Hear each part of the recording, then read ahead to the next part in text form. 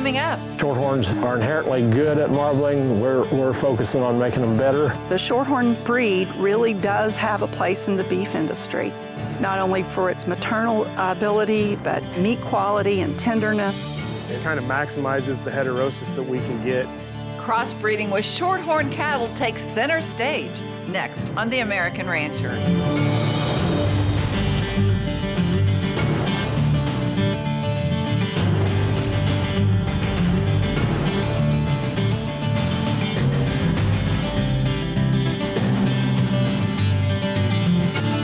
Hello, I'm Pam Minnick, and welcome to The American Rancher. The Shorthorn breed has more going for it than just its renowned docility and maternal nature. Its exceptional ability as an outcross option is taking the beef business by storm. In fact, Loving Farms in Pawnee Rock, Kansas has an operation that's the envy of the cattle industry. From its start in the 1940s, Loving Farms' success began with Shorthorn genetics that are built for crossbreeding.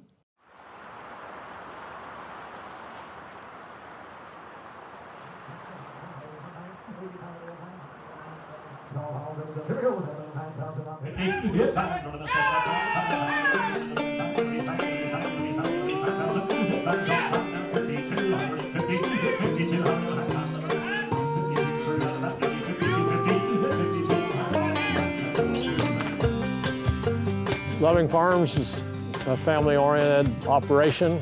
Over the last 25 years, we've turned our focus to data collection and what it means to our customers. We collect over 20 points of data on almost every animal here every year, and that all goes into our DNA, into our EPDs, gives us some consistency, uniformity, and the important things to the commercial bull buyer is to buy a bull that's going to breed the way they're intended for.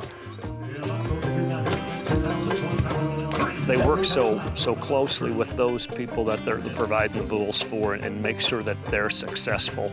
And so that makes it 100% easier for me, and it makes their business a success because they're so hands-on. If there's a problem, they're the first people that want to know about it. They want to get it corrected. They really care about their product, and it's just good to see people stand behind their product.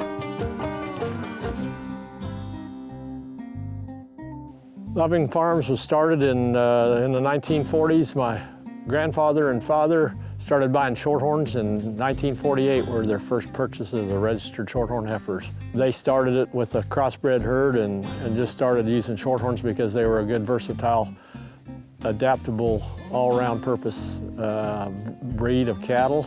Very popular in the 40s and 50s. Within 10 or 15 years, my dad had champion bull, champion heifer at the Kansas State Fair. That was a big point in his career, and then he slowly backed out, and we've taken it over, and my whole family is involved right now. It's been a lot of fun watching grandkids starting to show and be involved, and they just get it from their parents. It's the way it just keeps on succeeding, I hope. Our focus really has been on producing low birth weight to moderate birth weight bulls that have ability to marble. Shorthorns are inherently good at marbling. We're focusing on making them better. Feed efficiency in the last 7 or 8 years has become a big focus. We've tested all our bulls and all our replacement females for feed efficiency. Again, the Shorthorns seem to inherently have good feed efficiency, low feed efficiency, where conversions well under the industry average, and we're just going to try to push that limit further and see how much improvement we can make. If we can make our cows more efficient, their calves will be more efficient, they'll be more efficient on pasture, and it's going to be good for us, good for our customers.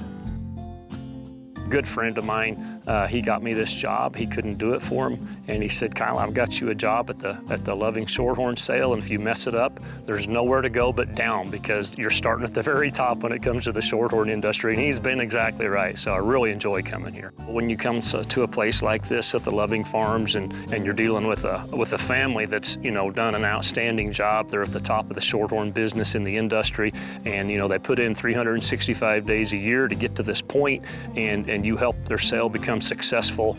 You know, they tell you a nice job when you get all done. It's all rewarding, and you know, it's no different for them than it is for our customers at the livestock auction. You know, they live and die by their cattle, and they're with them all the time, and you get to help them sell and market their product at the end of the year. And when times are good, it's very rewarding to see a smile on their face. You're invited to the Loving Farms annual bull and female sale, March 2nd. Visit lovingfarms.com to learn more. After the break, if you have predominantly black cow herd and you're looking for another option and you use a Shorthorn bull, there's two ways you get a quick return on your investment. find out why purebred Shorthorn cattle are as important as ever when the American Rancher continues. Stay with us.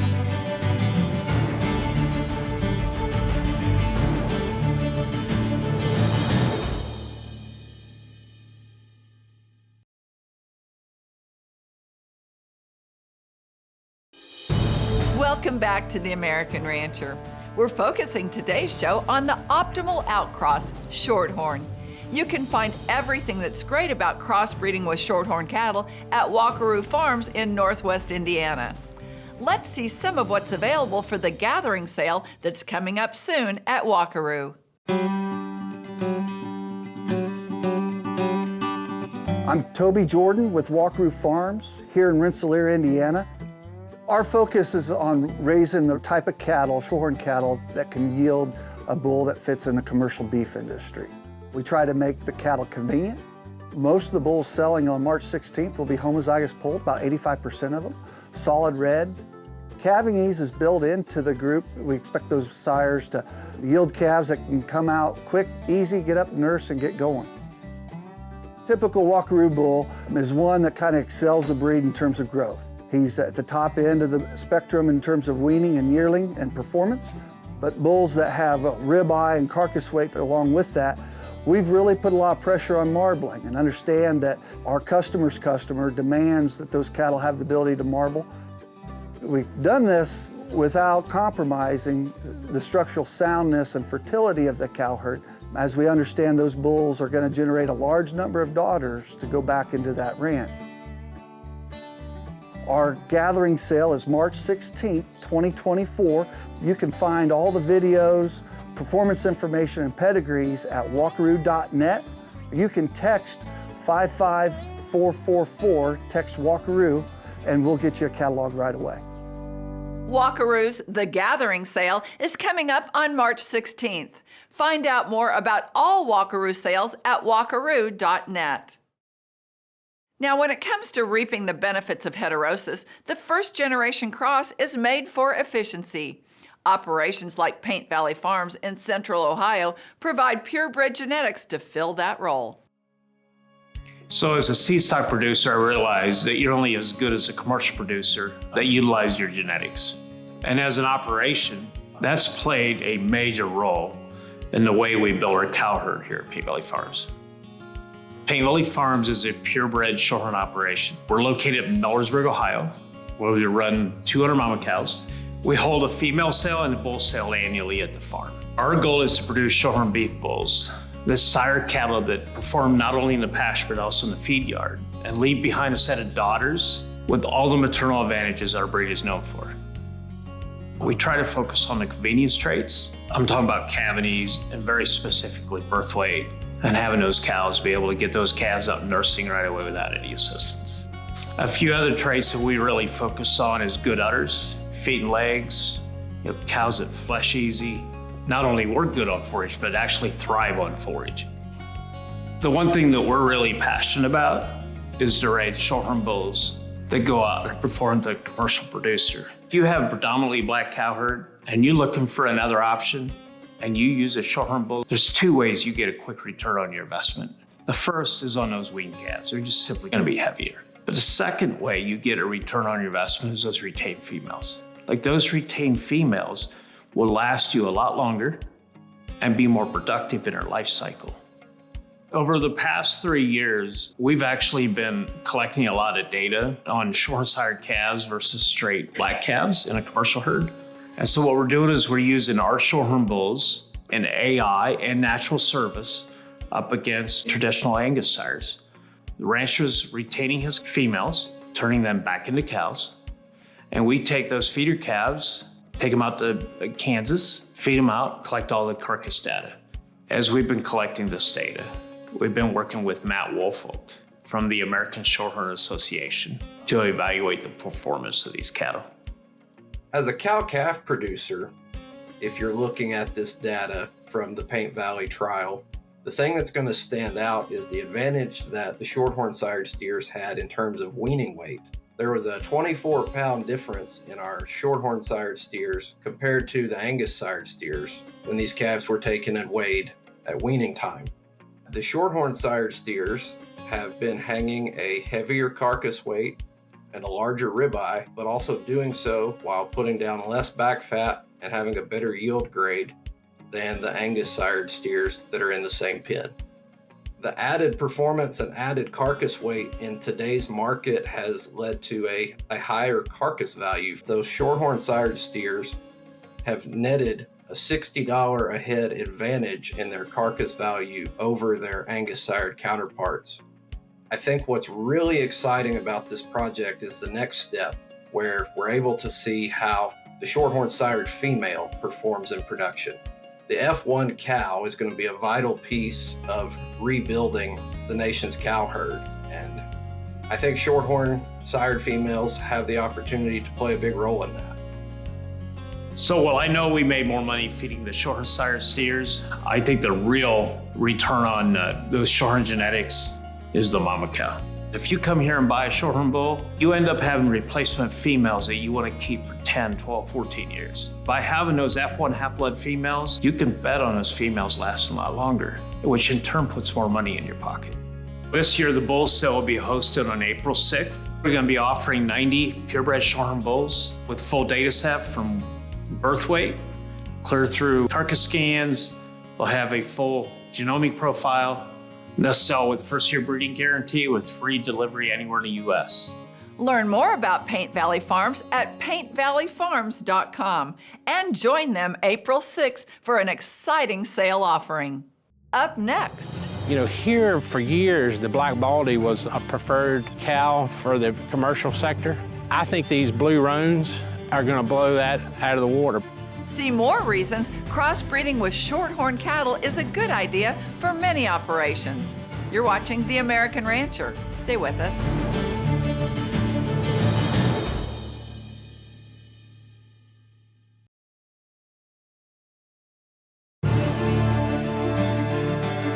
Welcome back to The American Rancher. It's known that Shorthorn cattle are maternal and docile, but those are only two of many reasons why you should consider crossing with Shorthorns.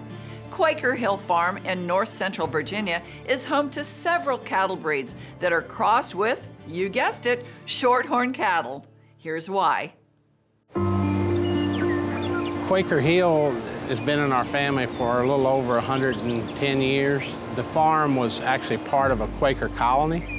And the original house, the homestead house there, was built in like 1742, which actually pre-exists the county that we live in. Today we're farming about 6,000 acres and run about 900 brood cows and farm about 1,000 acres of grain. The family's been in the commercial cattle business ever since I can remember. As a kid, we had a lot of Shorthorn cross cattle. Always had a love for those blue roan cattle. They were some of the greatest commercial cows we ever had. When you think about the average commercial cattleman out here, they really need to maintain heterosis in their herd and have cattle that live longer, function longer in the herd, produce more pounds of calf, and convert grass better. And the biggie, and I think where the Shorthorn really have a lane to fill, is in producing a moderate, efficient beef cow. You know, you put them on Angus-based cows and you've got just about the optimum animal for just about any environment, and the carcass quality is going to be extremely good. If you decide to breed them back to Shorthorn, breed them back to Angus, or breed them to an exotic cross, you're going to have the stuff under the hood you need to have a very efficient, very profitable feeder calf.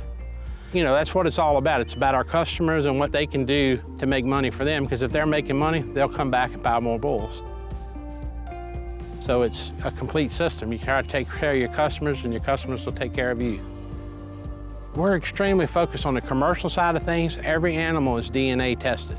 So we've got, full pedigrees on every animal. And then what we do, the animals that we identify that are going to be bulls, of course we keep and market them through our bull marketing program. But we also have a very active carcass slaughter program where we send at least 1 to 2 tractor trailer loads of cattle a year to Kinsley feeders in Kansas. The recent set of steers that we slaughtered, we got that carcass data back. And where the Shorthorns really excelled, they were very high in marbling. About 45% of them graded prime, which is really hard to do. They also had a considerable amount of ribeye. I think of the 70 steers in that group, the second largest ribeye was an 18.3-inch ribeye, and it was out of an F1 Shorthorn Plus.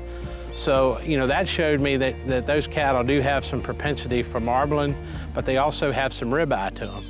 And they're very moderate framed, and as you can see here, our pastures are all fescue grass, so maintaining cattle that are very moderate, that can convert grass very efficiently is extremely important.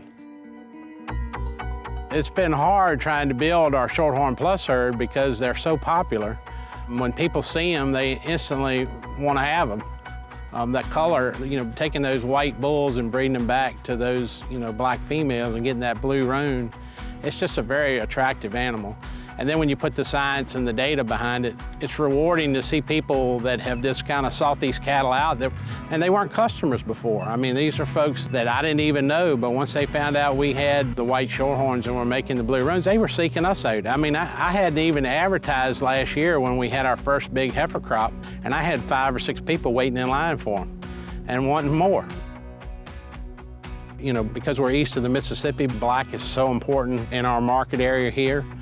So what I'd like to do is to basically come up with a white bull that has a black base coat.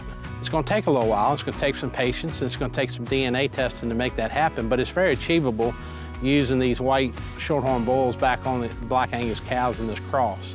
Because I think that would be something that would be really popular in the commercial industry, if you could, buy a bull that's going to definitely throw you blue roans.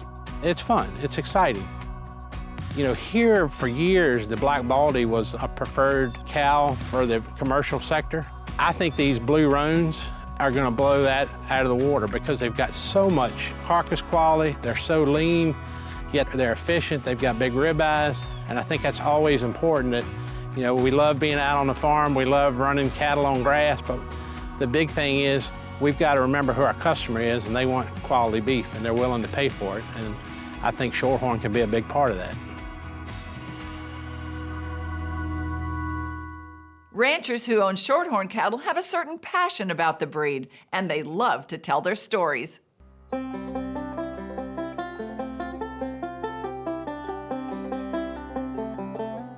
The Shorthorn breed really does have a place in the beef industry, not only for its maternal ability, but meat quality and tenderness.